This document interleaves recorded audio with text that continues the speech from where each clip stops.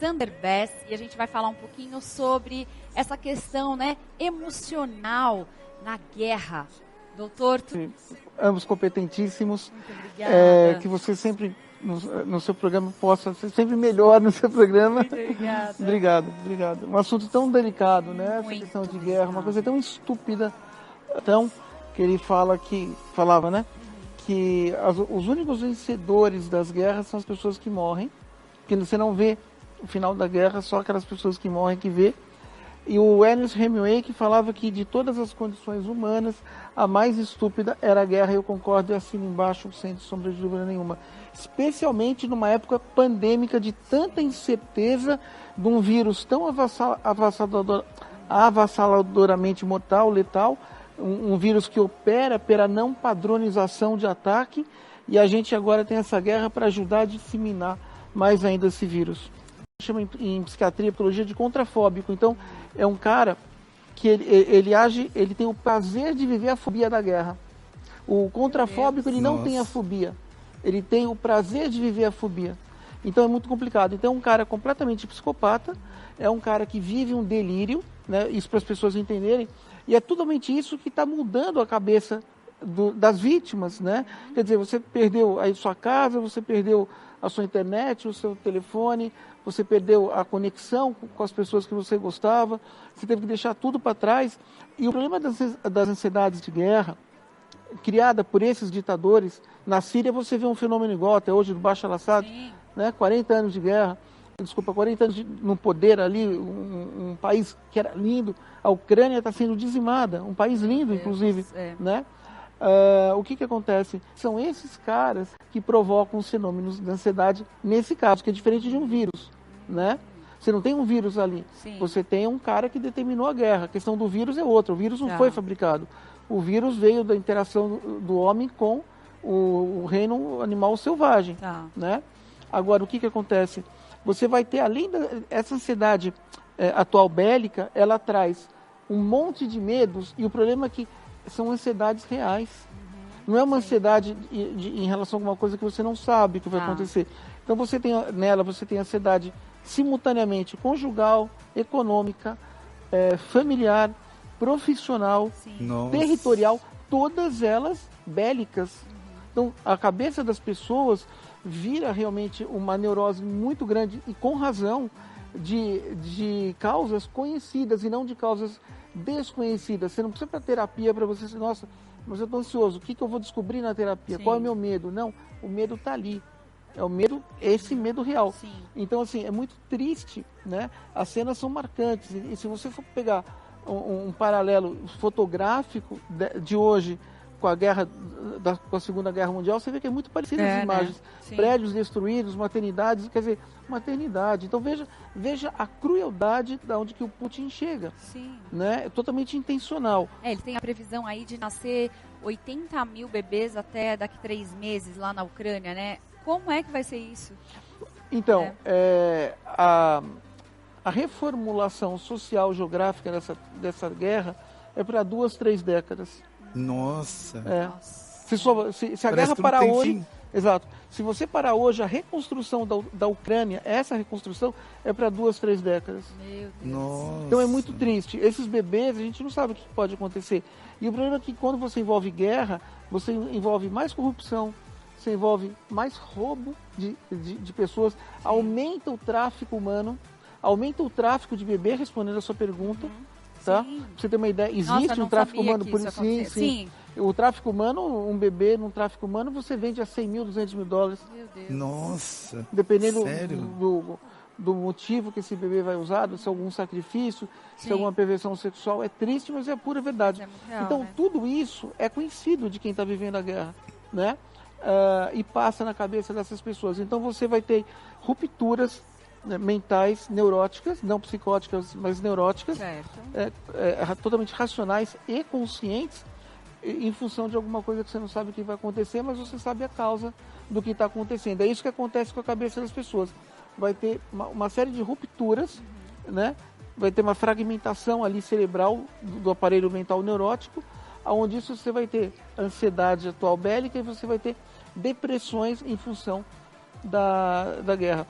Quando você tem vírus, quando você tem guerra, quando você tem todas essas calamidades, sejam elas via natureza ou não via natureza, como a guerra, por exemplo, que foi perpetrada por um ditador, Sim. que um cara que é um monstro, inclusive, as primeiras manifestações sempre serão as mesmas. O que vai mudar é a causa da manifestação sintomatológica. É sempre transtornos ansiosos, transtornos depressivos. E esses são os casos, então, que eu posso dizer, das consequências da guerra na vida de uma pessoa? Pode. O problema é que, veja, quando você fala em ansiedade, você fala num tempo futuro, em relação a alguma coisa que você pode imaginar que vai acontecer. Por exemplo, vou ter um vestibular na sexta-feira. Tá. É normal qualquer pessoa que vai ter um vestibular ficar ansioso. Sim. Né? É uma ansiedade saudável. Exato. Até, né? Só que, de uma certa forma, sim. Não sei se seria saudável, mas acho que seria racional. Tá. Uma ansiedade intencional. Tá. A ansiedade nunca é saudável. Né? Infelizmente Não, não. A expectativa expectativa. Então vamos trocar a palavra. Essa palavra. A expectativa é saudável. A ansiedade já nunca é Tá. saudável. E aí você acabou. Você tem uma entrevista de emprego na sexta, no sábado, maravilha. Na sexta, né? Ninguém faz entrevista no sábado. Que bom, acabou. Independente do resultado, positivo ou negativo, abaixo a sociedade acabou. A ansiedade está reportada, apesar que as manifestações são atuais, a ansiedade sempre está reportada no tempo futuro. Tá? Não existe ansiedade no tempo passado e não existe ansiedade no tempo futuro. Desculpa, no tempo presente, só no tempo futuro. Sempre em relação a alguma coisa que vai acontecer. Quando você tem ansiedade especificamente pandêmica e ansiedade atual bélica, e a junção das duas, porque a gente não pode esquecer que a gente está numa pandemia. Sim. A China hoje fechou tudo, até a Apple. Você me falou aqui nos bastidores, eu fiquei... Por causa do Covid. Uau. Isso hoje. Agora, essa semana, fechou tudo. Tá? Então, a gente está no limiar de uma pandemia. Eu ainda acho muito precoce a retirada de máscaras. A Inglaterra, por causa das flexibilizações, aumentou a pandemia agora, semana passada, em 46% de novos casos. Meu Deus. A Omicron, ela é extremamente transmissível. Quase metade da população. Exatamente. Aí eu te pergunto, né? A gente já sabe a resposta. O que vai acontecer também mentalmente falando com essas pessoas que estão numa guerra e estão numa pandemia? Como é que elas vão poder ter acesso à máscara, comprar algum medicamento? Quer dizer, pessoas que poderiam ali tomar vacina. Então você vai interromper o fluxo vacinal, você vai aumentar, você vai dar mais chance para que esse vírus atinja, né, uma dimensão maior ainda. Você vai cortar a profilaxia, que a vacina e as medidas sanitárias, você não vai ter água. Como é que você vai lavar a mão? Como é que você vai comprar um álcool spray, um álcool gel? Gente, então veja, é uma guerra que ela tem uma conotação negativa, mortal dupla. O vírus, o próprio vírus que já estava atuando no mundo, mais a questão da guerra, né? E é muito triste, porque uma criancinha daquela ali pega o vírus, como é que ela vai ter acesso a um hospital? Não vai ter, o hospital foi destruído outro dia. Sim. Né? Muito triste, 17 pessoas morreram, acho que é isso o número. Se me corrija se eu estiver errado, enfim. Então, assim, a gente tem um cara ali que não aceita ser acuado. Sim. É um cara que tem um poder nuclear bélico imenso, que ele pode apertar o botão ali de acordo com o delírio dele. O Putin é um cara que vive no delírio, é um psicopata altamente delirante, mas que tem muito poder. Agora, veja, a Alemanha nazista foi a pior desgraça que aconteceu no mundo, né? Então, assim, a Europa não via uma questão dessa bélica tão pesada como agora, desde a Segunda Guerra Mundial. Né? A diferença é que a Alemanha tinha muito dinheiro, muita grana, tá? E já estava se armando há muito tempo, escondidamente, do Tratado de Versalhes. Sim. Então, a Alemanha nazista teve um cara chamado Helmut Schauth, não sei se... Não sei se a nomenclatura que eu falei está certa, porque eu não falo alemão, é isso que eu queria dizer. Esse cara era banqueiro da Alemanha, antes mesmo da Alemanha ser nazista, e era o cara que injetou grana e levantou a Alemanha. Tá? Por que eu estou te falando isso? Porque o Putin não tem esse arsenal econômico. Ele tem as armas. Tem as armas, sim, tem. Mas o dinheiro é o dinheiro da ditadura. É um dinheiro totalmente ilícito. O dinheiro da Alemanha ali era um dinheiro lícito vindo de bancos. Então, tem muita comparação entre uma guerra e outra com dois ditadores completamente insanos. Sim. Tanto um quanto o outro era insano. Quando você fala em sanidade mental, A terminologia em sanidade mental, ela significa 50% de maldade e 50% de psicopatia. Ela abrange as duas etapas, porque você pode ser uma pessoa má sem você ser um psicopata. Olha. Pode, você pode ter o elemento, o componente da maldade ou da perversão, não importa, sem que você tenha alguma alteração mental. Isso é importante. Muita gente, mas o cara fez isso, ele é psicopata. Não, tem pessoas que não são psicopatas. No caso desses dois ditadores, ambos são psicopatas, né? Um já morreu, que bom que já foi tarde. O outro eu sempre estudo bastante a questão da Segunda Guerra. Claro, não, eu estou deixando você falar, porque é um assunto realmente que a gente estava até conversando, gera tantas dúvidas. Eu estou fazendo um livro então, que eu chamei à vontade. Navegando na Mente do Demônio. Eu estou dissecando a mente do Hitler, tá, em todas as esferas. Esse Helmut Schultz, ele foi apenas uma das únicas três pessoas que foram absolvidas do julgamento de Nuremberg, que saíram sem ir para a pena de morte ali. Só que ele era bancário, ele era banqueiro, muito rico, milionário, de origem franco-alemã, né? Não, alemã-suíça, e foi ele que depositou o dinheiro na Alemanha. Em 1938 ele rompe com o partido nazista, tá? E aí o que ele faz? Ele dá elementos para... Ele percebe o que aconteceu, ele foi preso a mando do Hitler no final da Segunda Guerra, foi condenado, mas foi solto porque ele não sabia do que acontecia na Alemanha nazista, que é mais ou menos o que aconteceu na Rússia.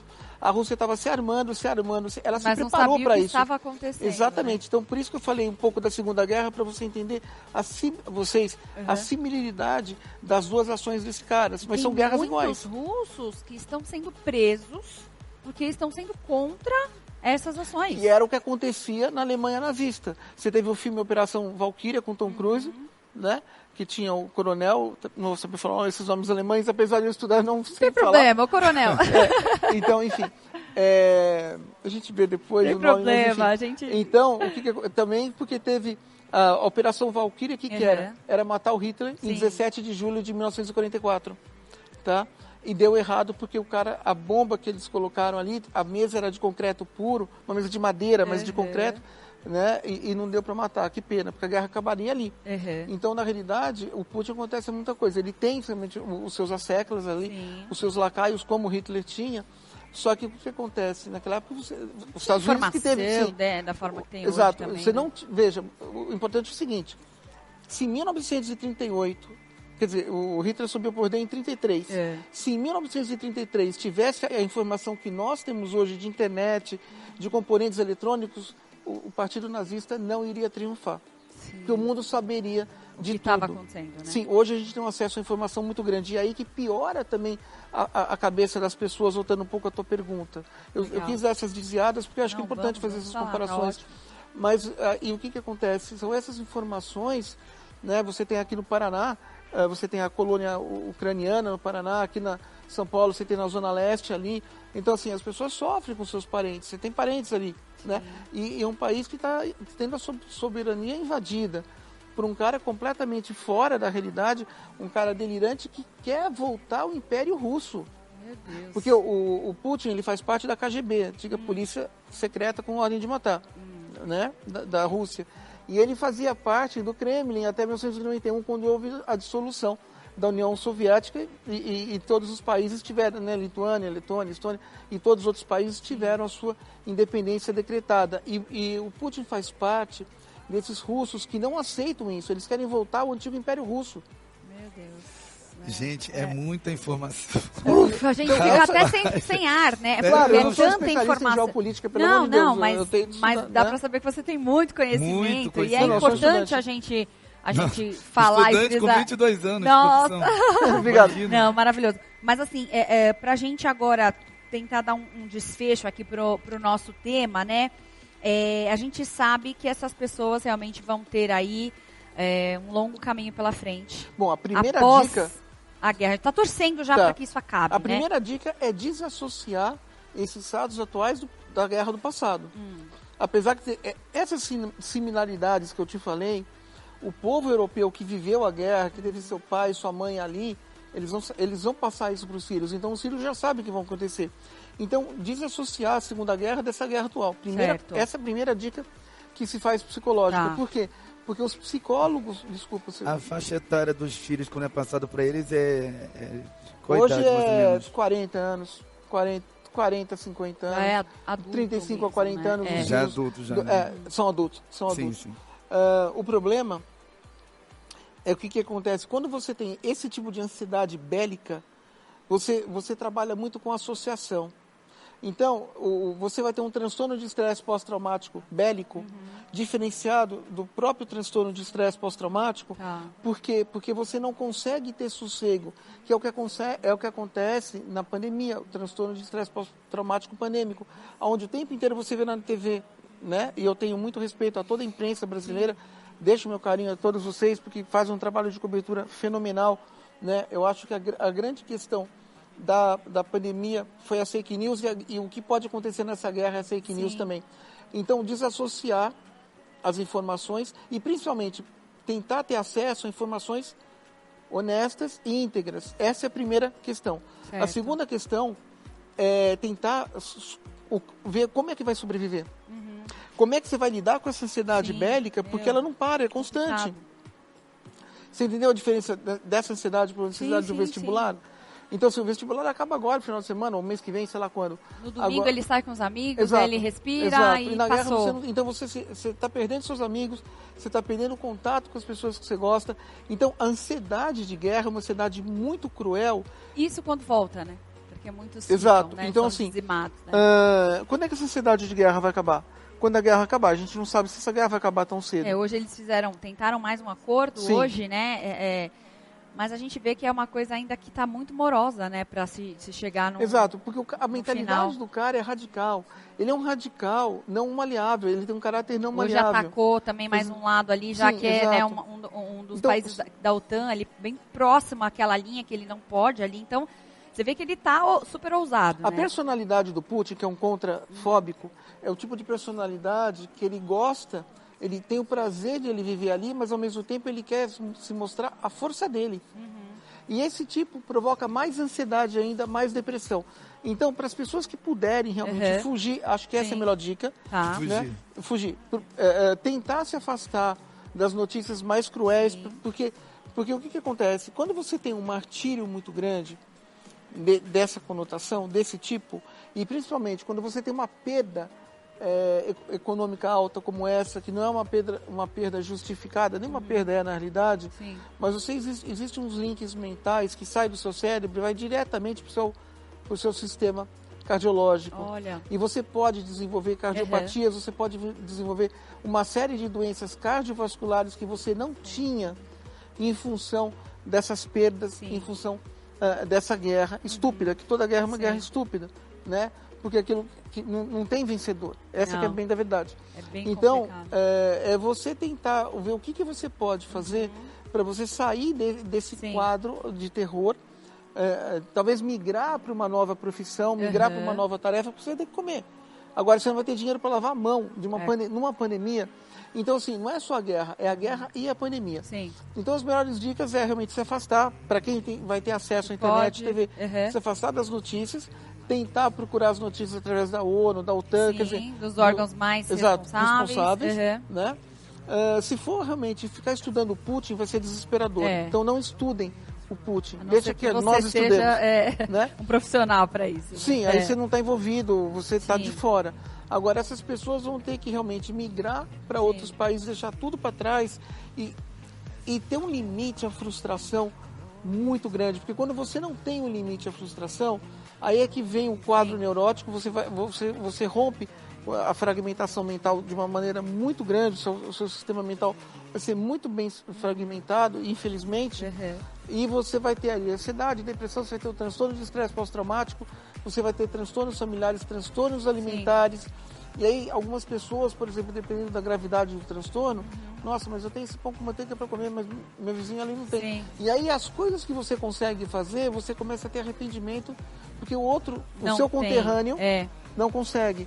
Então, veja que triste essa questão de guerra. A ansiedade de guerra é a pior ansiedade depois da ansiedade pandêmica. Olha só. Bom, olha, esse assunto a gente tem aí que voltar. Não, viu, doutor? Tem que voltar pra gente aqui o dia falar um pouquinho mais, porque realmente é um assunto interessante, né? atual. A gente precisa saber algo que a gente precisa saber. Então, deixa seus contatos pra gente, por favor. Alexander Bez Oficial. Sim. Peço até desculpas pela...